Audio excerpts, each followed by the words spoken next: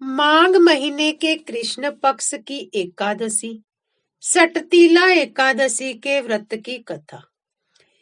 एक समय दालभ्य ऋषि ने पुलस्त्य ऋषि से पूछा कि हे महाराज, पृथ्वी लोक में मनुष्य ब्रह्म हत्या इत्यादि महान पाप करते हैं, पराये धन की चोरी तथा दूसरों की उन्नति देखकर ईर्ष्या करते हैं, अनेक प्रकार के व्यसनों में रहते हैं, फिर भी उनको नरक प्राप्त नहीं होता। इसका क्या कारण है? वे न जाने कौन सा ऐसा दान पुण्य करते हैं जिससे उनके सारे पाप नष्ट हो जाते हैं। यह सब कृपा पूर्वक आप बताइए। पुलस्त्य ऋषि कहने लगे कि हे महाभाग, आपने मुझसे अत्यंत गंभीर प्रश्न पूछा है। इससे संसार के जीवों का अत्यंत भला होगा। इस वेद को ब्रह्मा, विष्णु, रुद्र तथा इंद्र आदि भी नहीं जानते हैं, परंतु मैं आपको ये गुप्त तत्व अवश्य बताऊंगा। उन्होंने कहा कि माघ मास लगते ही मनुष्य को स्नान आदि करके शुद्ध रहना चाहिए। इंद्रियों को वश में करके काम, क्रोध, लोभ, मोह, अहंकार, ईर्ष्या तथा द्वेष आदि का त्याग कर भगवान का स्मरण करना चाहिए। पुष्य नक्षत्र में गोबर, कपास, तिल मिलाकर उनके कंडे बनाने चाहिए। उन कंडों से 108 बार हवन करना चाहिए। स्नान आदि नित्य कर्म से निवृत्त होकर सब देवताओं के देव श्री भगवान का पूजन करे और एकादशी व्रत को धारण करे। रात्रि को जागरण करना चाहिए।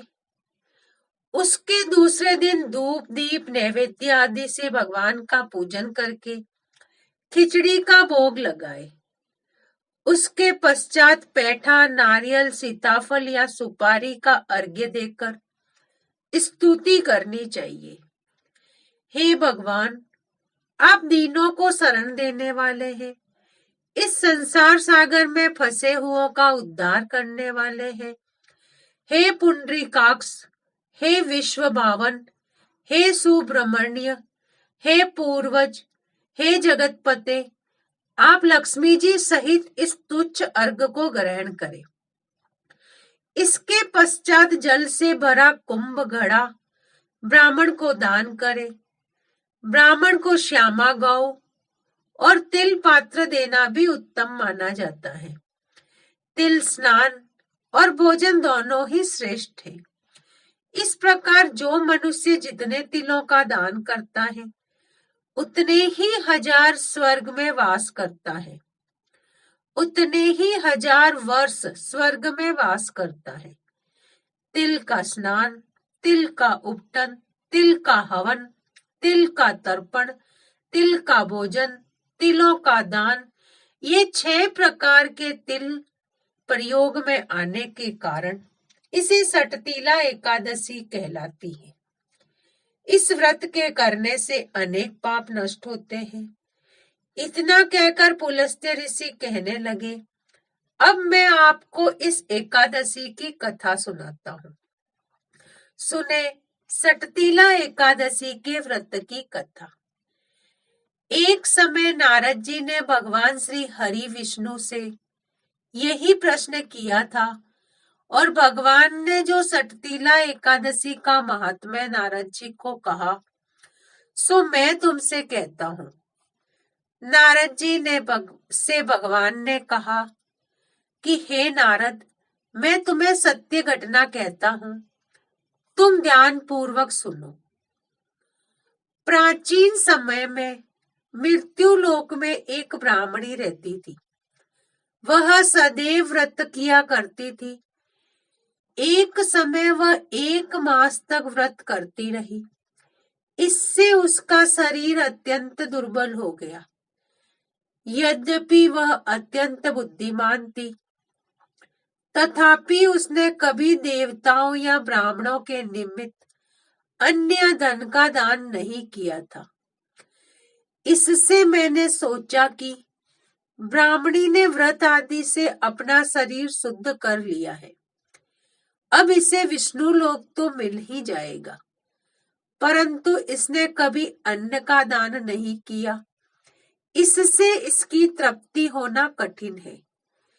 भगवान ने आगे कहा, ऐसा सोचकर मैं भिखारी के वेश में मृत्यु लोक में उस ब्राह्मणी के पास गया और उससे भिक्षा मांगी। वह ब्राह्मणी बोली, महाराज किस लिए आए हो? मैंने कहा, मुझे भिक्षा चाहिए। इस पर उसने एक मिट्टी का ढेला मेरे भिक्षा पात्र में डाल दिया। मैं उसे लेकर स्वर्ग को लौट आया। कुछ समय बाद ब्राह्मणी भी शरीर त्याग कर स्वर्ग में आ गई। उस ब्राह्मणी को मिट्टी का दान करने से स्वर्ग में सुंदर महल मिला, परंतु उसने अपने घर को अन्न आदि सब सामग्रियों से शून्य पाया। घबराकर वह मेरे पास आई और कहने लगी कि भगवान, मैंने अनेक व्रत आदि से आपकी पूजा की, परंतु फिर भी मेरा घर अन्न आदि सब वस्तुओं से शून्य है। इसका क्या कारण है? इस पर मैंने कहा, पहले तुम अपने घर जाओ, देव स्त्री आएगी तुम्हें देखने के लिए। पहले उनसे सटतीला एकादशी का पुण्य और विधि सुन लो, तब द्वार खोलना। मेरे ऐसे वचन सुनकर वह अपने घर गई। जब देव स्त्री आई और द्वार खोलने को कहा तो ब्राह्मणी बोली, आप मुझे देखने आई है तो सटतीला एकादशी का महात्म्य सुनो, मुझसे कहो। उनमें से एक देव स्त्री कहने लगी, मैं कहती हूँ। जब ब्राह्मणी ने सटतीला एकादशी का महात्म्य सुना तब द्वार खोल दिया। देवांगनाओं ने उसको देखा कि न तो वह गंधर्वी है, न ही असुरी है, वरन पहले जैसी मानुषी है। उस ब्राह्मणी ने उनके कथा अनुसार सटतीला एकादशी का व्रत किया। इसके प्रभाव से वह सुंदर और रूपवती हो गई तथा उनका घर अन्न आदि समस्त सामग्रियों से युक्त हो गया। अतः मनुष्यों को मूर्खता त्याग कर सटतीला एकादशी का व्रत और लोभ न करके तिल आदि का दान करना चाहिए। इससे दुर्भाग्य, दरिद्रता तथा अनेक प्रकार के कष्ट दूर होकर मोक्ष की प्राप्ति होती है। राधे राधे।